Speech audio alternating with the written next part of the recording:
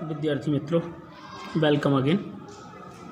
मैं VD. Singh from Vivekananda विद्यालय आज आपको जीव विज्ञान कक्षा 12 के चैप्टर नंबर 10 मानव कल्याण में सूक्ष्म जीवों के बारे में बताऊंगा।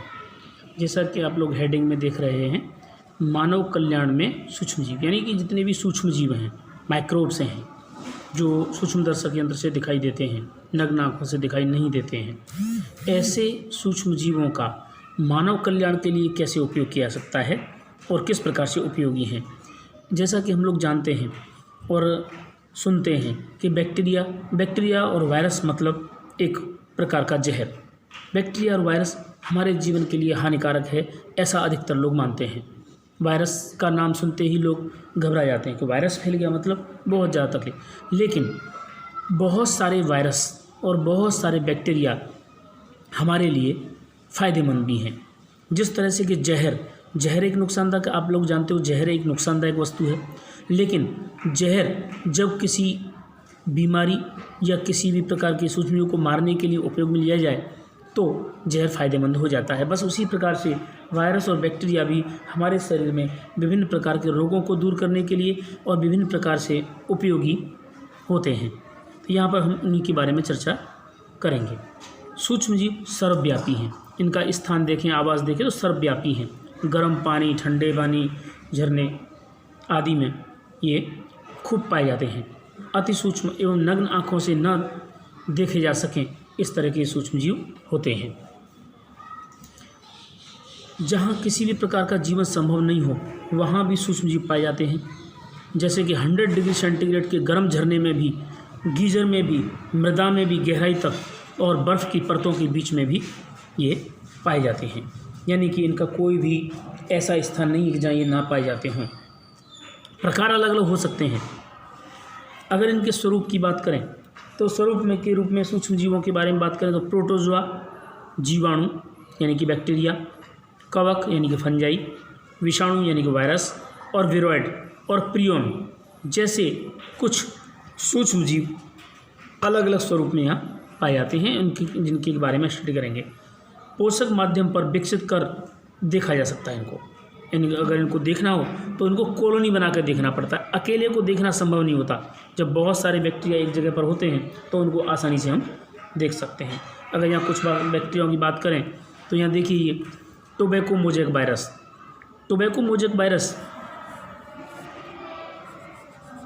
कैप्सोमियर के साथ अगर इसको मैग्नीफाई करके देखें तो इस तरह का दिखेगा।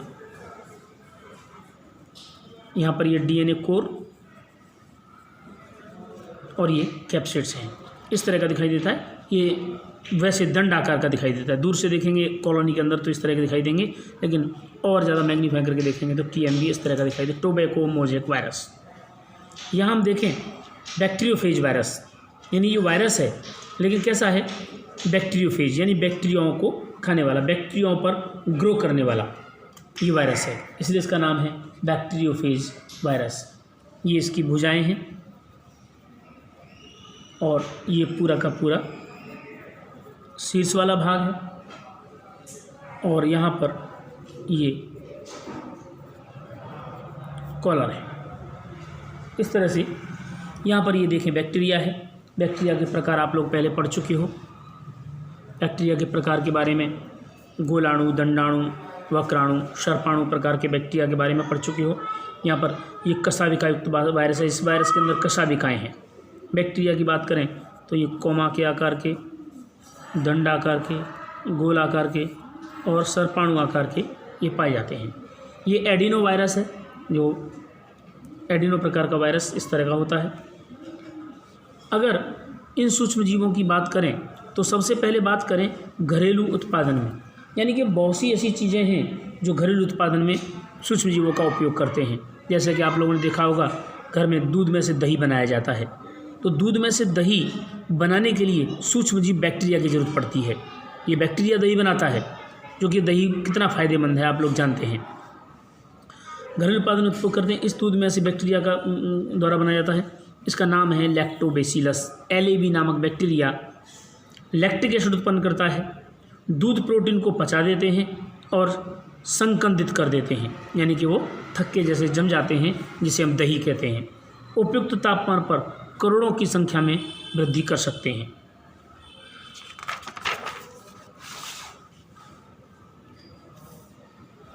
आगे देखें विद्यार्थी मित्रों, तो दही बनाने के साथ साथ विटामिन B12 की मात्रा भी इसमें बढ़ जाती है, पोषक गुणवत्ता बढ़ती है, हमारे पेट में भी LA लाभदायक भूमिका निभाते हैं।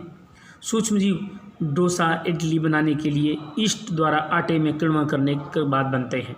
हम ब्रेड बनाते हैं, डोसा बनाते हैं, इडली बनाते हैं, इसमें भी थोड़ा सा ईस्ट डाल देते हैं, तो ये सूक्ष्मजीव के रूप में होता है और जल्दी से उसको फर्मेंटेशन कर देता है। कुछ प्रकार के बैक्टीरिया और उनके द्वारा उपयोग में आने वाली कुछ दवाओं के द्रव्यों के बारे में यहाँ पर जानकारी दी गई है। जैसे बेकर ईस्ट मतलब बेकरी में उपयोग होने वाला ईस्ट, जिसका नाम है सैक्रोमाइसिस सेरेविसी। ब्रेड बनाता है, जो डबल रोटी खाते हैं, ब्रेड खाते हैं हम अलग अलग कंपनियों की, उस ब्रेड में ये सैक्रोमाइसिस सेरेविसी आता है। दूसरे कुछ द्रव्य शराब बनाने, सिरका बनाने। दक्षिण भारत में टोडी ताड़ में से, ताड़ के वृक्ष के तने में से प्राप्त किया जाता है। टोडी पेय है, एक प्रकार की निंदन दवा है। इसे पीने से हल्का सा नशा होता है और नींद आ जाती है। सूक्ष्म जीवों का उपयोग मत्स्य किण्वन में भी किया जाता है। मत्स्य मतलब मछलियों को इकट्ठा करके उनको किण्वन कर देते हैं। सोयाबीन तथा बांस प्ररोह से भोजन प्राप्त करने में किया जाता है। बांस प्ररोह मतलब बम्बू, बांस के पौधे के आगे के प्ररोह कलिका वाले भाग को काट काट कर हम उसे आथाना में जैसे बना सकते हैं, अचार जैसा बना सकते हैं। पनीर चीज़ सूक्ष्म जीवों के प्रयोग से संभव है। पनीर में सुगंध, स्वाद आदि बदलने का कारण सूक्ष्म जीव ही हैं। पनीर का निर्माण, चीज़ का निर्माण, इन सब चीज़ों का निर्माण सूक्ष्म जीवों द्वारा ही होता है। स्विस चीज़ बहुत ही जानी मानी चीज़ है। स्विस चीज़ जो प्रोपियोनी बैक्टीरियम सरमेनाई द्वारा CO2 उत्पन्न कराकर छिद्रयुक्त बनाई जाती है। दूसरा है रोक्यूफोर्ट चीज़, ये विशिष्ट कवक वृद्धि द्वारा सुगंधित एवं गुणवत्ता युक्त बनाई जाती है। तो ये घरेलू उत्पादन में सूक्ष्मजीवों का उपयोग हम करते हैं, लेकिन हमें पता नहीं होता कि हम ये इसका उपयोग कर रहे हैं। इडली डोसा बनाते हैं, उसमें भी इसका उपयोग हो रहा होता है।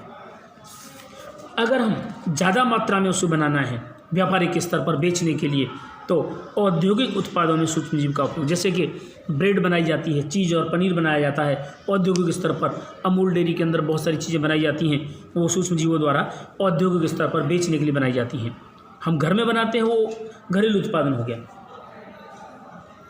बहुत से उत्पादों में संश्लेषण में सूक्ष्मजीवों का उपयोग जो मनुष्य के लिए काफ़ी उपयोगी है, जैसे एग्जाम्पल मादक पेय यानी कि शराब इत्यादि।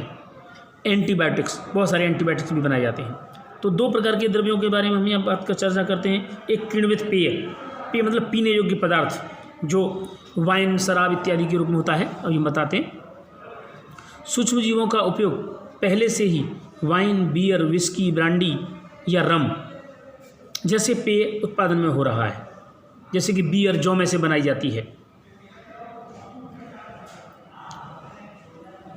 बीवर्स ईस्ट, ये ईस्ट है, इसके द्वारा सैक्रोमाइसिस सेरेविसी नामक जो ईस्ट है का उपयोग ब्रेड बनाने में एवं माल्टीकृत धान्य एवं फलों के रस से इथेनॉल उत्पादन करने में किया जाता है। इथेनॉल जो कि कई प्रकार के इंजन वगैरह में, गाड़ियों में उपयोग में आता है, पेट्रोल जैसा पदार्थ है, और ये फलों के रसों में से प्राप्त किया जाता है, जैसे गन्ने के रस में से भी प्राप्त कर सकते हैं। ईस्ट द्वारा इथेनॉल उत्पादन होता है। इसके अलावा अल्कोहलिक पेय, वाइन और बियर बिना आसवन के ही बन जाती है। विस्की, ब्रांडी, रम आसवन द्वारा प्राप्त होती है, यानी कि वाइन और बियर बिना आसवन के। आसवन मतलब इसको भर करके बहुत लंबे समय तक रखना आसवन कहलाता है।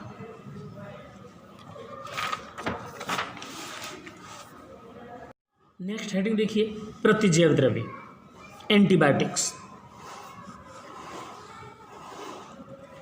एंटीबायोटिक्स मानव समाज कल्याण के लिए बड़ी उपलब्धि है। उत्पादन 20वीं सदी में की महत्वपूर्ण खोज रही है। एंटीबायोटिक्स यानी कि एंटी मतलब खिलाफ, बायोटिक्स मतलब जीवन, जीवन के खिलाफ काम करने वाली दवाओं को एंटीबायोटिक्स कहते हैं। सूक्ष्मजीव बैक्टीरिया इत्यादि के सामने रक्षण देने वाली, अगर मान लीजिए हमें कोई वायरस रोग लग जाता है, बैक्टीरिया रोग लग जाता है, तो हम एंटीबायोटिक्स ग्रहण करते हैं। जो एंटीबायोटिक्स उन सूक्ष्मजीवों को मारने का काम करता है, यानी सूक्ष्मजीव द्वारा ही सूक्ष्मजीव को मारा जाता है। जीवन के खिलाफ इसका मतलब है। मानव के लिए जीवन के प्रतीक माने जाते हैं। ये एक प्रकार के रासायनिक पदार्थ हैं जिनका निर्माण सूक्ष्मजीवों द्वारा ही होता है। यह सूक्ष्मजीवों यानी रोग कारकों को मार देते हैं या मंद वृद्धि कर देते हैं। हमारा शरीर रक्षण स्वयं करता है, लेकिन इन सूक्ष्मजीवों की गति को धीमा करने का काम भी यही करते हैं। सबसे पहला एंटीबायोटिक पेनिसिलिन है। यह सबसे पहला एंटीबायोटिक है। इसका खोज अलेक्जेंडर फ्लेमिंग ने की थी। विद्यार्थी मित्रों अच्छी तरह से याद रखिए, शब्द को बहुत ज़्यादा पूछा जाता है, नीट में भी काफ़ी पूछा जाता है। ने की थी। जब बैक्टीरिया स्टेफिलोकोकस बैक्टीरिया पर कार्य कर रहे थे, जब वैज्ञानिक स्टेफिलोकोकस बैक्टीरिया पर कार्य कर रहे थे, तब प्लेट पर मोल्ड दिखाई दिए एवं स्टेफिलोकोकस वृद्धि न कर सका। यानी कि ऐसी प्लेट जिस पर कि स्टेफिलोकोकस नामक बैक्टीरिया को डेवलप कर रहे थे, डेवलप नहीं हुआ। तब उन्होंने देखा कि डेवलप क्यों नहीं हुआ। जैसे मान लीजिए हम दूध से दही बनाने जाएं, दही नहीं बना। क्यों नहीं बना? क्योंकि हमने उसके अंदर बैक्टीरिया नहीं डाला। बस उसी प्रकार से यहाँ कि जब स्टेफिलोकोकस बैक्टीरिया वृद्धि नहीं कर रहा था, यानी हमें प्राप्त नहीं हो रहा था, तो हमने देखने की कोशिश की ऐसा क्यों हुआ। तब हमें पता चला कि वहाँ पेनिसिलिन नामक द्रव्य पहले से मौजूद था। पेनिसिलिन कवक वहाँ पर पहले से मौजूद था, इसलिए पेनिसिलिन कवक ने उस बैक्टीरिया को डेवलप नहीं होने दिया। इसी से ये पता चला कि पेनिसिलिन एक एंटीबायोटिक है, यानी वो बैक्टीरिया को मार देता है। पेनिसिलियम नोटेटम का पूरा नाम है।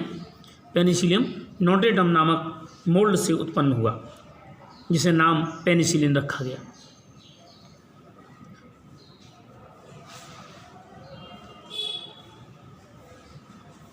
इसका उपयोग सर्वप्रथम दूसरे विश्व युद्ध के घायल अमेरिकन सिपाहियों के इलाज में किया गया। वहाँ पर बैक्टीरिया को मारने वाले शरीर में घाव वगैरह होते थे, तो उनके ऊपर इन्फेक्शन ना फैले, उसके लिए उन घायल अमेरिकन सिपाहियों का इलाज करने के लिए सबसे पहले उपयोग में लिया गया। इस उपलब्धि के लिए फ्लेमिंग चैन फ्लोरे को नोबेल प्राइज़ मिला 1945 में। 3 वैज्ञानिक थे, फ्लोरेन, अर्नेस्ट चैन और फ्लोरेन। अनेक रोगों के लिए जैसे कि प्लेग, खांसी, काली खांसी, डिप्थीरिया, गलघोंटू, लेप्रोसी, कुष्ठ रोग उपयोग में लिए गए। ये टीबी वगैरह के लिए भी उपयोग में लिए गए एंटीबायोटिक्स। नेक्स्ट टॉपिक है रसायन, एंजाइम एवं अन्य जैव सक्रिय अणुओं का निर्माण करने के लिए। अम्लीय उत्पादन, इनको एक एक करके टॉपिक वाइज आपको लिखना है होमवर्क में।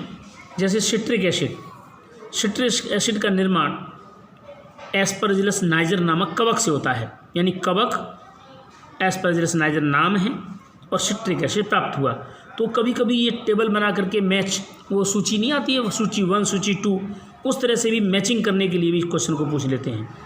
सिट्रिक एसिड के सामने बैक्टीरिया लिख दिया होगा, एस्परजिलस के सामने यहाँ एसिटिक एसिड लिख दिया होगा। आपको मैचिंग करके उस क्वेश्चन को बनाना है। ये बहुत ही इंपॉर्टेंट क्वेश्चन है। इतना इम्पोर्टेंट है, इसमें से कई सारे क्वेश्चंस बन सकते हैं और पूछने आते भी हैं। जब हाँ आपको नीट पढ़ाएंगे तब उस समय पर आपको इनके बारे में बताएंगे।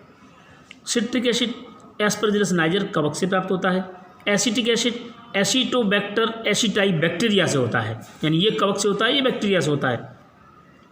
ब्यूटारिक एसिड का निर्माण क्लोस्ट्रिडियम ब्यूटारिकम से होता है, जो कि एक बैक्टीरिया है। और लैक्टिक एसिड लैक्टोबैसिलस एलएबी बैक्टीरिया द्वारा होता है।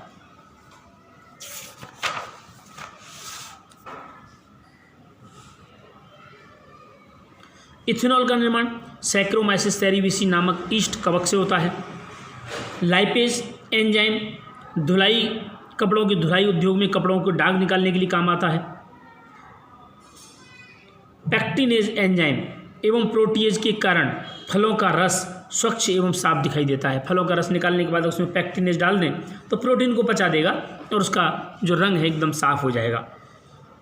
दूसरा द्रव्य है स्ट्रेप्टोकाइनेज, स्ट्रेप्टोकोकस जीवाणु द्वारा, बैक्टीरिया द्वारा उत्पन्न होता है और इसका उपयोग है रक्त वाहिनियों में रुधिर के थक्के हटाने के काम किया जाता है। रुधिर में थक्का बन जाए तो उसको हटाने का काम करते हैं। ये भी मैचिंग के रूप में पूछा जाता है इनके कार्य के रूप में। अन्य अणु जैसे साइक्लोस्पोरिन ए, ये द्रव्य भी अंग प्रत्यारोपण में इम्यूनोसप्रेसिव के रूप में काम आता है। और ट्राइकोडर्मा पॉलीस्पोरम ये कवक है जो, और दूसरा स्टेटिन ये रुधिर में कोलेस्ट्रॉल को कम करने का काम आता है और ये कवक द्वारा मोनोस्कस पुरपुरियस नामक ईस्ट कवक से होता है। ये कवक सरसों के पौधे पर ग्रो करता है।